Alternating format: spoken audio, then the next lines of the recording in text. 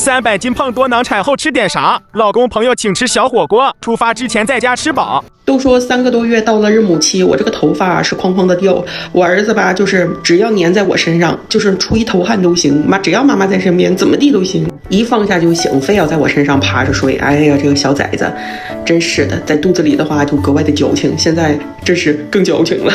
早上的时候先吃点早饭，我老公的朋友说是中午要带我们去吃那个小火锅，他想投资考察一下，但是我们这边好像连续开了好几家，我说你这实在想在哪儿开呀？这个朋友是他一个大哥，我还是第一次跟他吃饭呢，所以说在家之前先垫吧点儿，你别去了之后炫一大堆没吃饱，那可就有点不太好了。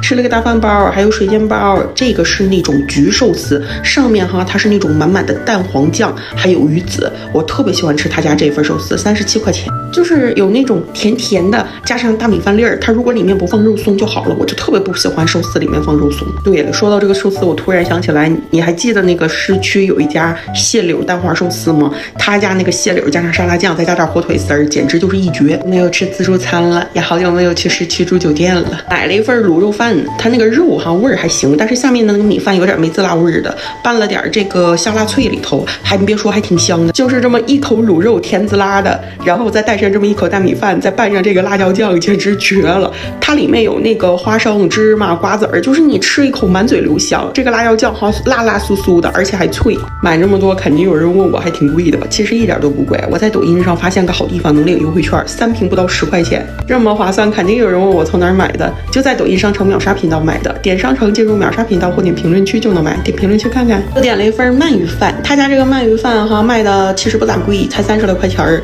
这个鳗鱼它是那种薄薄的大片子，它给的酱汁不算太多，反正总体而言还行，但是没有就是那种鳗鱼厚切的那种香味儿，也没有就是说是那么太过于下饭，所以说还是得拌点辣椒酱吃。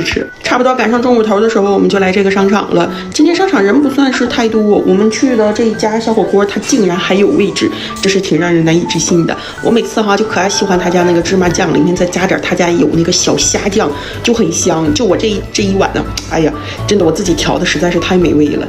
差不多赶上中午头的时候，我们就来这个商场了。今天商场人不算是太多，我们去的这一家小火锅它竟然还有位置，这是挺让人难以置信的。我每次就可爱喜欢他家那个芝麻酱，里面再加点他家有那个小虾酱，就很香。就我这一碗呢，哎呀，真的我自己调的实在是太美味了。其实我吃这么多家小火锅最让我觉得好吃的还是最开始那一家。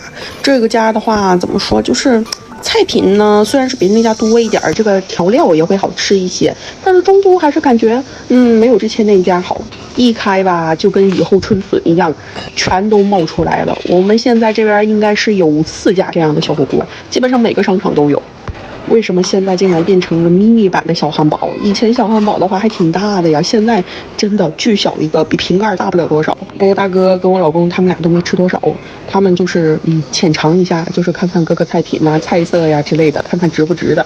他想拉着我老公一起投资一下，反正我们回去吧得好好研究研究这个事儿，因为之前我确实是想开一家，奈何不到位呀。现在虽然也没有啥钱，但是的话如果真想开的话还能挤吧，但是不知道究竟还要在哪个商场开，这玩意儿必须得开在商场里，你开那种门市房根本就不行。每次来他家吃，我都会点一个油碟儿，再自己调一个芝麻酱的碟儿。这个油碟儿真的是沾鞋底子都香。他家的西瓜今天不算特别甜，但是还行。但是他家荔枝我吃了5-6个，差不多能有3个是坏的。他家唯一好处就是那个粉色的小汉堡不限量，你像第一家的话，它就几乎可以说是没有粉色小汉堡，你哪怕跟前台要，也得等着差不多1个多点才能给你上那么一盘，结果还没轮到你呢，没有了。最近我吃这种小火锅都没有吃他们的肉，因为我看着那个肉的品质确实是不咋地，都是一看就是那种合成的，又是什么肥牛肥羊啥的。现在猪肉这么便宜，还不如直接上点那种大猪肉卷子。之前第一家就是这样的，纯纯的猪肉卷，不过现在也变了。